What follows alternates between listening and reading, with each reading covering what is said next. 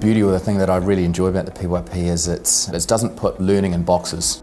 It looks at learning as a whole. We develop them as learners, and their ability to think and connect sort of different sort of bodies of knowledge and ideas of knowledge, and how that connects to the world and their experiences as well.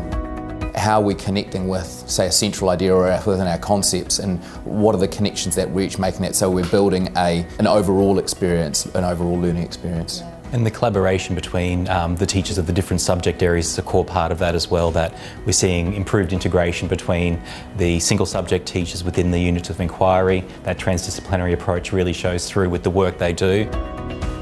The core really is a safe, supportive environment in which students feel comfortable to take risks, to ask questions, to not know the answers, and because that's really where the inquiry gets its quality and depth. And kids are naturally inquirers, like they're so curious. They're not being limited by anything, the more they want to find out, they will, and they're encouraged to do that. And that then leads, it's like a snowball effect really, isn't it? It kind of leads another question, but what about this and what about that? It's a really powerful indicator that learning doesn't stop. Right, when we get to this point here, it's not that, okay, we've done now and we're moving on to something else. It's cyclic, and it's going, okay, well, where to next? We know this, well, what about this? And I think being open-minded is huge as well, because in order to communicate that, you have to be able to understand somebody else's perspective and understand where they're coming from. I've really tried to focus on starting with them first, like how does this concept or idea affect you?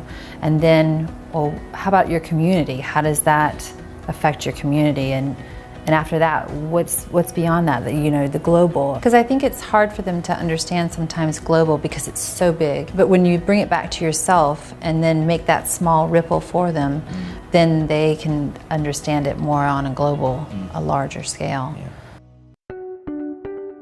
A core part of that, of the systems we had to put in place for supporting learning and teaching, was allowing teachers the flexibility and time to be able to truly work together with their teams, to be able to create the units of inquiry and to be able to make those relevant and engaging for students, and then provide them enough flexibility within that program to cater that to the needs of their own students in their own classroom. So within the lines of inquiry, there's great scope for students to take what's interesting to them and exciting to them, and the teacher's able to bring that in to enrich the learning for all students in the class.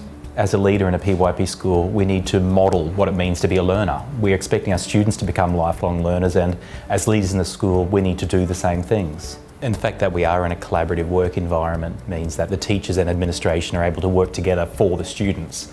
It's important to involve students right from the start. We need to have a shared understanding of where we are as a community of learners together first. So, initially when we're looking at a unit, we're planning a unit, and we look at where we have a central idea and well, what does this actually mean in the framework of the community of learners in our classroom. We might have, when we sit down and plan together, an idea about a particular concept and how this will run, but when we come into the classroom, it can be completely different.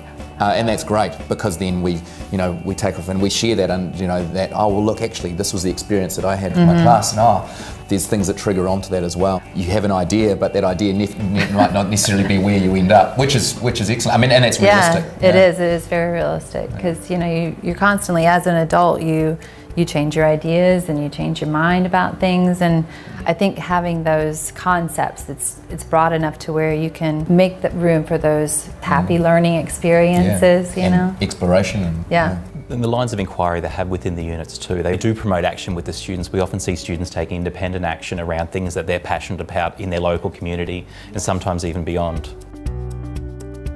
The PYP is fun because, I know when we sit down at a planning meeting, it's engaging and it's motivating when you're working with others and you've got ideas bouncing off each other, and that transfers across into the classroom. I think when the students are working together, and they're collaborating together and they're thinking, I know we were talking about this with Miss Becky and we're talking about this, and they're able to build those connections and share that knowledge amongst them, and that creates a real buzz in the classroom as well. They enjoy the learning. When you go inside the classroom, you see, you feel the vibes of positivity and enjoyment, and how relaxed they are. So that tells you a lot about the PYP and how it pushes learning to its best.